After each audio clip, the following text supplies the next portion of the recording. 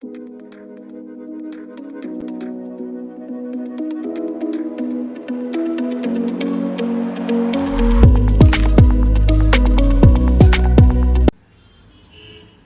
বন্ধুরা, welcome to my YouTube channel my daily ট্রেডিংয়ে আপনাদের স্বাগত জানাই।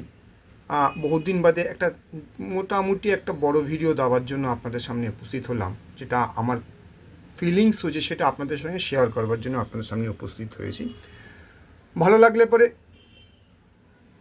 শেয়ার করবেন, লাইক করবেন, সাবস্ক্রাইব করবেন। যে জন্য আজকে এসেছি, আজকে নিফটি ধরুন বেশ কমাস ধরে পড়লো, বেশ কমাস ধরে উঠে নিফটি 21,743 লো মেরে এখন নিফটি ট্রেড করছিল হাই, মোটামুটি রিসেন্ট যেটা হাই মেরেছে সেটা 25,669 মেরে আজকে যখন আমি এটা ভিডিওটা লোড করার চেষ্টা করছি সেই সময় নিফটি আজকে ক্লোজিং করেছে আপনার 25,453-তে। যাই হোক, হোয়াট এভার মেবি, নিচ থেকে দেখলে পরে দেখা যাবে নিফটি প্রায় 3,926 পয়েন্টের মতন র্যালি করেছে। ব্যাঙ্ক নিফটির কথায় আসি, ব্যাঙ্ক নিফটি তো দেখা যাচ্ছে নতুন হাই মেরেছে, সেন্সেক্সও প্রায় নিয়ারার টু দ্য হাই। সুতরাং সবাই তো হাই মারার কাছাকাছি চলে আসে, নিফটি আর 500-600 পয়েন্টের ম্যাক্সিমাম নিচে আছে। সুতরাং আমরা বলতে পারি যে এই Nifty high, bank Nifty all time high, Sensex high, কিন্তু সেন্সেক্স হায়ের কাছাকাছি। তাহলে পরে আমাদের স্টকগুলো কেন নিচে, আমাদের স্টকগুলো কেন হায়ের কাছে যাচ্ছে না? কারণ আমরা যারা রিটেল, যারা আমরা মাল কিনি বেচি যাই করি না কেন, সেই সমস্ত শেয়ারগুলো কিন্তু এখনও আমাদের কেনার দাম থেকে বেশ খানিকটা দূরে আছে। কিছু কিছু শেয়ারের হয়তো বেরিয়ে গেছে, কিন্তু বেশ কিছু শেয়ার কিন্তু এখনও আমাদের নিচের দিকে ট্রেড করছে।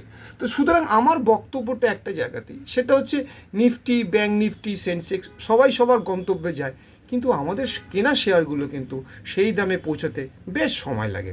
তো সেই হিসাবে করে দেখুন, নিফটি প্রায় অল টাইম হাইয়ের কাছাকাছি রয়েছে, কিন্তু আমাদের কেনা শেয়ারগুলো সেগুলি কি অল টাইম হাইয়ের কাছে যাচ্ছে?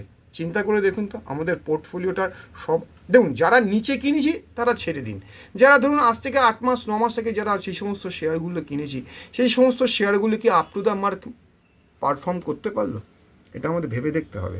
তো সুতরাং সেরকম কটা শেয়ারের নাম আজকে আপনাদের সঙ্গে শেয়ার করি। যেমন SBI, bank Nifty all time high, কিন্তু এসবিআই কি অল টাইম হাই মারলো? 920 টাকা না 25 টাকা হাই ছিল, এখন 820 টাকাতে এক জায়গায় হেলা করছে। অ্যাক্সিস ব্যাঙ্ক 1300 কত টাকা হাই মেরেছে, এখন 1180-90 টাকার মধ্যে ঘোরাঘুরি করছে। ব্যাঙ্ক অফ বরোদা 300 টাকা শেয়ার, এখন 240-45 টাকা হোভারিং করছে। রিলায়েন্স 1620 টাকার শেয়ার, যাক একটু উঠেছে, 1520 টাকা 1510 টাকার করছে। বাজাজ অটো, যে শেয়ারটা 12,000 টাকা দাম ছিল, সেটা এখন 8,500-8,300 টাকা ট্রেড করছে। টাটা মোটর 1200 টাকার শেয়ার, 700 টাকা, 650 টাকা, 700 টাকা, 720 টাকা ট্রেড করছে।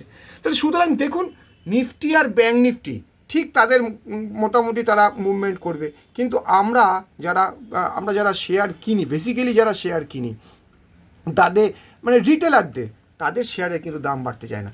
তাই আমার বক্তব্য হচ্ছে, আমরা যারা রিটেলাররা শেয়ার, হ্যাঁ, কারণ আমরা ভুল করে অনেক সময় অনেকের কথা শুনে, অনেকের কথা দেখে শুনে আমরা এক নাগারে এক গাদা শেয়ার কিনে ফেলি।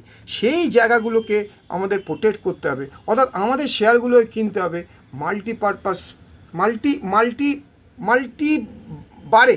অর্থাৎ উপরে যদি কিনি, ধরুন 920 টাকায় আমরা যে শেয়ারটা কিনেছি, ধরুন ভুল করে হয়তো কেনা হয়ে গেছে, সেটা কিন্তু ওই এসবিআইটা, কিন্তু সেটা যদি আমরা 650 টাকায় কিনতাম আবার অ্যাভারেজ করবার জন্য, বা 700 টাকায় যদি অ্যাভারেজ করার জন্য কিনতে পারতাম, তাহলে হয়তো আজকে আমরা বেরিয়ে যেতে পারতাম। আমার বক্তব্যটা এই জায়গাটাতে, যে দেখুন, আমরা অনেকে ভুল করে শেয়ার উপরে কিনে ফেলি, কিন্তু সেটা যেন একবারে সমগ্রভাবে, যেন সম্পূর্ণভাবে আমাদের ক্যাপিটালটা ইনফিউশন না করে দিই। এই জায়গাটা বাঁচাবার জন্য, আপনাদের অ্যালার্ট করবার জন্য আজকে আমার এই শেয়ারের এই ভিডিওটা করা, যে আমরা যেন পার্টলি শেয়ার কিনি। আমরা জানি না আমরা কোন জায়গায় কিনছি, উপরে কিনছি না নিচে কিনছি না কোন জায়গায়, আমাদের জানা নেই। মার্কেট কালকে কী করবে তার রিয়াকশান কিন্তু আমরা জানি না।